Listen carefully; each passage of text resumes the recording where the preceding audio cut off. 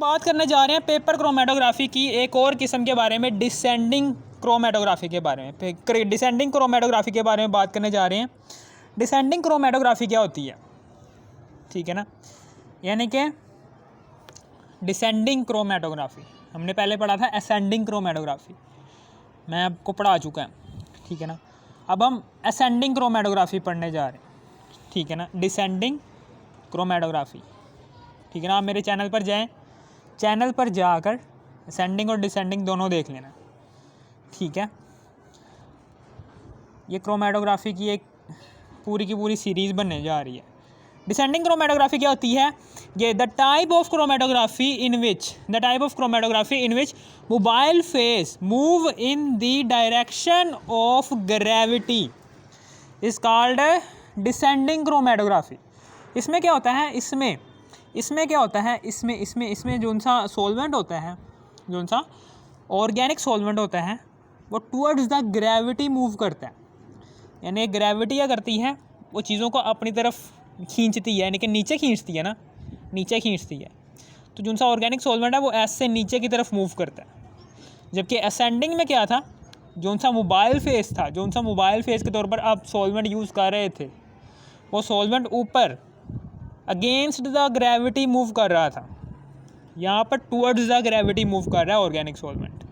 The type of chromatography in which mobile face जो सा है, मोबाइल फेस जो सा है वो move in the direction of gravity. Mobile face organic solvent या फिर mobile face move in the direction of gravity is called descending chromatography, ठीक है।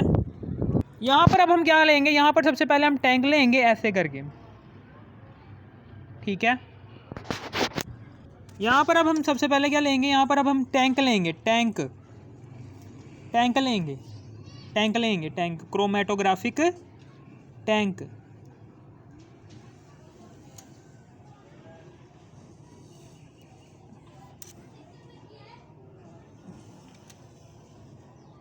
ये क्रोमेटोग्राफिक टैंक ले लिया, ठीक है। और यहाँ पर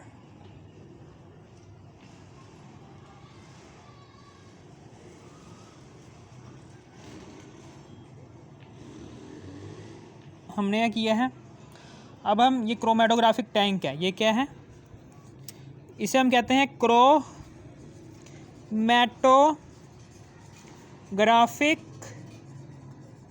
टैंक। ये ले लिया है, ये हमने ले लिया क्रोमेटोग्राफिक टैंक। अब हम क्या करेंगे, यहाँ पर करके एक फ़िल्टर पेपर की स्ट्रिप लटकाएंगे ऐसे करके, ये लो जी, लटका दी स्ट्रिप हमने, फ़िल्टर पेपर की स्ट्रिप हमने लटका दी,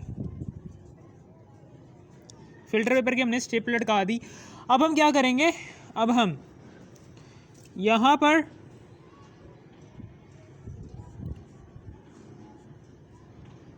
क्या लेंगे, लीव एक्सट्रैक्ट लेंगे। वही कि ये हमने दरख्तों के पत्ते लिए, दरख्तों के पत्तों से को निचोड़ कर उसमें से जूस निकाला। इस जूस के अंदर 3 तरह के कंपोनेंट्स हैं, क्लोरोफिल, दूसरा है ज़ैंथोफिल, तीसरा कंपोनेंट है कैरोटीनॉइड्स, ठीक है ना। ये 3 कंपोनेंट्स हैं इस लीव एक्सट्रैक्ट के। ये क्या है, ये लीव एक्सट्रैक्ट है, ये लीव एक्सट्रैक्ट है। इसके अंदर ये 3 कंपोनेंट्स आ रहे हैं, ये तीनों के तीनों कंपोनेंट्स आ रहे हैं। अब हम क्या करेंगे, ड्रॉपर की मदद से, यहाँ पर ड्रॉपर लगाएंगे। ड्रॉपर की मदद से सबसे पहले हम यहाँ पर पॉइंट लगाएंगे। ड्रॉपर की मदद से एक लीव एक्सट्रैक्ट का कतरा डालेंगे, इसको ड्राई करेंगे। इसको ड्राई करने के बाद फिर दूसरी दफ़ा डालेंगे, लीव एक्सट्रैक्ट का एक और कतरा डालेंगे, फिर ड्राई करेंगे, फिर एक और कतरा डालेंगे लीव एक्सट्रैक्ट का इसके ऊपर, बेस लाइन के ऊपर, फिर इसको ड्राई करेंगे, चौथी दफ़ा फिर डालेंगे, फिर इसको ड्राई कर लेंगे, 5वीं दफ़ा फिर डालेंगे, फिर ड्राई कर लेंगे। यानी कि अब ये एक ऐसा डॉट बन चुका है कि सिर्फ़ और सिर्फ इसमें लीव एक्सट्रैक्ट का सिर्फ़ और सिर्फ ये तीनों कंपोनेंट्स ही रह गए हैं। बाकी सारी की सारी जो सी इम्प्योरिटी है वो ड्राई फॉर्म में, जब हम खुश्क कर रहे थे, खुश्क करने के बाद वो इवेपोरेट हो गई थी। यानी कि सारा का सारा जो सा पानी है वो ड्राई करने की वजह से बार बार वो इवेपोरेट होता जा रहा था। अब जो सा पीछे रह गया है ये concentrated dot of leave extract के, जिसमें ये तीनों के तीनों कंपोनेंट्स पाए जाते हैं, क्लोरोफिल, ज़ैंथोफिल और कैरोटीनॉइड्स। अब हम क्या करेंगे, अब हम यहाँ पर इधर करके हम ऑर्गेनिक सॉल्वेंट ले लेंगे।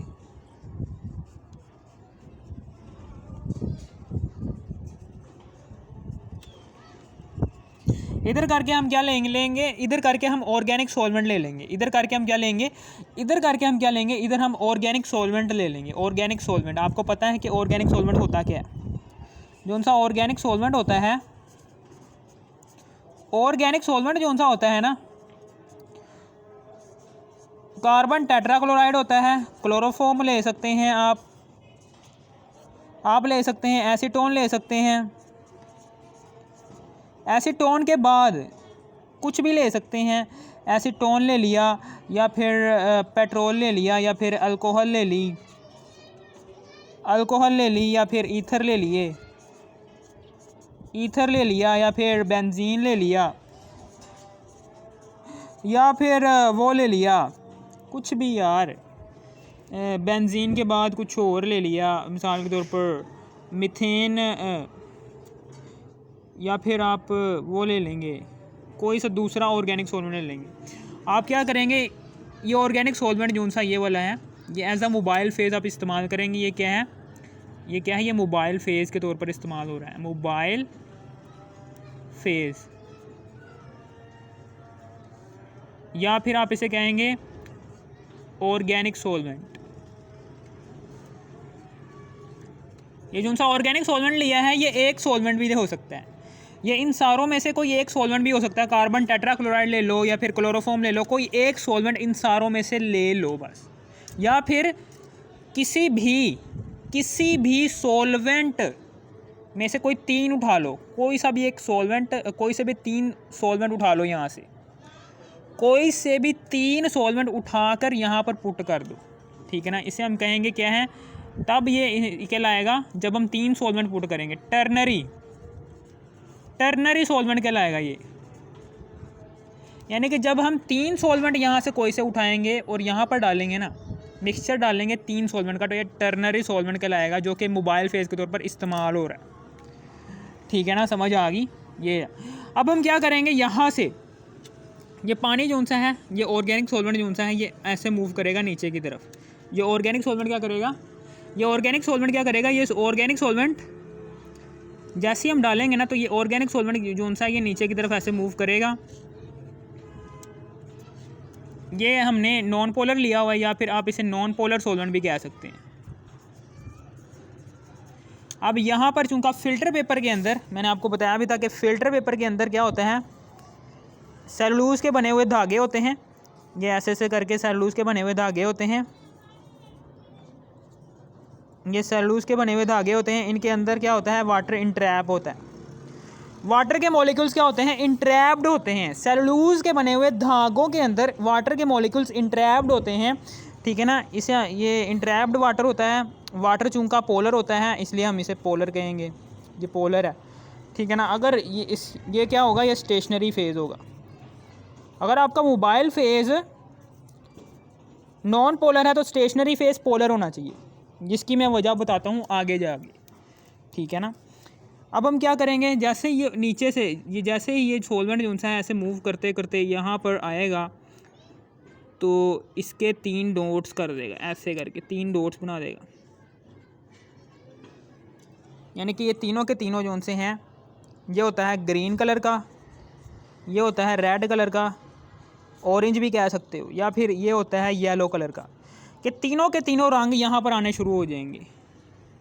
मिसाल के तौर पर ये ग्रीन कलर का क्लोरोफिल ये आ गया है, रेड कलर का ज़ैंथोफिल ये आ गया है, और पीले कलर का कैरोटीनॉइड ये आ गया। इस तरीके से इसके तीनों के तीनों कंपोनेंट्स अलग अलग हो चुके हैं, ठीक है ना, समझ आ गई। अब ये बातें जो सी इंपॉर्टेंट थी वो भी याद कर लेनी चाहिए कि अब हम क्या करेंगे, जो सी स्ट्रिप है इसको हम उठाएंगे ऐसे करके, इसको हम कह देंगे क्रोमेटोग्राम, क्रोमेटोग्राम कह देंगे, इसे क्रोमेटोग्राम कह देंगे। ये क्या है जी, ये क्रोमेटोग्राम है। ये क्रोमेटोग्राम हम इस यहाँ से उठाएंगे, क्रोमेटोग्राम इधर रख देंगे। क्रोमेटोग्राम होता क्या है कि ठीक है, आफ्टर क्रोमेटोग्राफी, ये डेफिनेशन है इसकी, after chromatography we obtained a filter paper in which components of mixture present of that mixture which we use, ठीक है ना। ये इसकी क्रोमेटोग्राम की डेफिनेशन थी, मैंने बोल दी है, आप लिख लेना, ठीक है ना। क्रोमेटोग्राफ हमने डाल दिया है। अब ये क्रोमेटोग्राम जो सा होगा, अब यहाँ पर करके ये यहाँ तक को सॉल्वेंट गया है ना आगे, तो ये आ गया। याद रखना कि जब क्रोमेटोग्राम का 3/4 पार्ट फिल हो जाए ऑर्गेनिक सॉल्वेंट से, फिर आपने उठा लेना है, और 1/4 पार्ट क्या रह जाए, ब्लैंक रह जाए।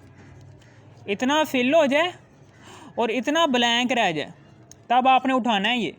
और ये जो सा है, ये जो सा डॉट है इस सॉल्वेंट के अंदर, ऑर्गेनिक सॉल्वेंट के अंदर डिप नहीं होना चाहिए, और ये जो सा ऑर्गेनिक सॉल्वेंट के अंदर डिप नहीं होना चाहिए। और ये जो सा है, ये फ़िल्टर पेपर का तकरीबन 5 से 6 मिलीमीटर तक हिस्सा जो सा है वो ऑर्गेनिक सॉल्वेंट के अंदर ही रहना चाहिए, ठीक है ना, समझ आ गई। जैसे हम इसको उठाएंगे यहाँ पर रखेंगे ना, तो ये लॉन्ग स्ट्रिप है, long strip of filter paper है, ये सबसे बड़ी स्ट्रिप है। Long strip of filter paper लेनी है आपने, क्योंकि जब आप छोटी स्ट्रिप लेंगे तो इसका नुकसान क्या होगा कि यहाँ पर फासला क्या हो जाएगा, कम हो जाएगा। ऐसे इनके पहले इतना फासला था ना, जब हम छोटी स्ट्रिप लेंगे ऐसे वाली, अब क्या होगा, अब फासला ये हो जाएगा ऐसे छोटा, थोड़ा फासला हो जाएगा। यानी कि हम कहना चाह रहा हूँ कि फासला ज़्यादा हो, कंपोनेंट्स के दरमियान फासला ज़्यादा होगा, तभी हम पहचान पाएंगे कि ये भाई ये ग्रीन है, ये रेड कलर का ज़ैंथोफिल है, ये येलो कलर का कैरोटीनॉइड है, ग्रीन कलर का क्लोरोफिल है, तभी हम पहचान पाएंगे। लेकिन जैसे ये फासला कम हो जाएगा तो हमारी आँखें ज़रा थोड़ी सी ज़ोर लगेगा आँखों को देखने में, इसलिए लॉन्ग स्ट्रिप यूज़ करनी चाहिए फ़िल्टर पेपर की। और फ़िल्टर पेपर ये फास्टर है, असेंडिंग क्रोमेटोग्राफी जो सी है ये फास्टर नहीं है। क्योंकि फास्टर इसलिए है क्योंकि ये देखें ना, ग्रेविटी नीचे की तरफ है, ग्रेविटी, यानी कि हमने जब बात की थी क्रोमेटोग्राफी की, असेंडिंग क्रोमेटोग्राफी की जब हमने बात की थी, तब हमने फ़िल्टर पेपर लिया था ऐसे करके, फ़िल्टर पेपर को हमने लटकाया नहीं था, तब हमने फ़िल्टर पेपर को ऐसे रखा था और इसका डॉट जो सा था नीचे था। तब ये ऑर्गेनिक सॉल्वेंट जो सा था ऐसे, ये जो सा ऑर्गेनिक सॉल्वेंट था ये नीचे से ऊपर की तरफ मूव कर रहा था, यानी कि अगेंस्ट ग्रेविटी जा रहा था, ये टुवर्ड्स ग्रेविटी जा रहा है, ठीक है ना। अगेंस्ट ग्रेविटी जाने में ऑर्गेनिक सॉल्वेंट को फोर्स लगती है, ठीक है ना, जिसकी वजह से अगर ये 20 मिनट में क्रोमेटोग्राफी हो रही थी ना, तो ये 10 मिनट में हो जाएगी, क्योंकि ग्रेविटी भी नीचे की तरफ है, ग्रेविटी भी नीचे की तरफ है, ग्रेविटी भी सॉल्वेंट को नीचे की तरफ खींच रही है, ठीक है ना, और ऑर्गेनिक सॉल्वेंट भी नीचे की तरफ आ रहा है, ठीक है ना। ग्रेविटी की फोर्स की सिमत ही वेलोसिटी की, यानी कि सॉल्वेंट की वेलोसिटी क्या है, वो ग्रेविटी की तरफ है, इसलिए इसकी स्पीड बढ़ जाएगी। लेकिन यहाँ पर जो सी वेलोसिटी थी, इसकी जो सी स्पीड थी, वो मुखालिफ थी ग्रेविटी के, यानी कि ग्रेविटी नीचे की तरफ जा रही थी जबकि ये ऊपर की तरफ जा रहा था, जिसकी वजह से क्या हो गया था, इसकी स्पीड कम हो गई थी, ठीक है ना, इसको फोर्स लगानी पड़ रही थी, ठीक है ना।